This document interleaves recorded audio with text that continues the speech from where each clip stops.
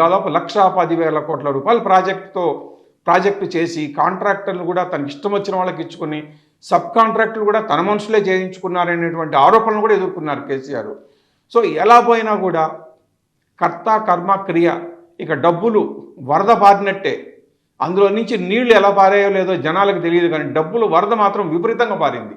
దీనివల్ల ఏమైందంటే ఎటు తిరిగినా డబ్బులు మొత్తం కేసీఆర్ మనుషుల చుట్టూ, కేసీఆర్ పార్టీ దగ్గర, కేసీఆర్ మనుషుల దగ్గరే ఉన్నట్లుగా అందరికీ అర్థమైపోయింది ఇప్పుడు. అందువల్లనే జాతీయ స్థాయిలో నేను పార్టీ పెడతాను, టీఆర్ఎస్ని బీఆర్ఎస్గా మారుస్తాను, తనతో కలిసి వచ్చే పార్టీలందరికీ, అంటే ఎవరెవరైతే పార్లమెంట్ ఎన్నికల్లో పోటీ చేద్దాం అనుకున్నారో తనతో పొత్తు పెట్టుకుని వాళ్ళందరికీ తానే ఖర్చు పెడతాను అని ఇలాంటి ప్రకటనలన్నీ ఇష్టం వచ్చినట్లు ఇచ్చేశారు.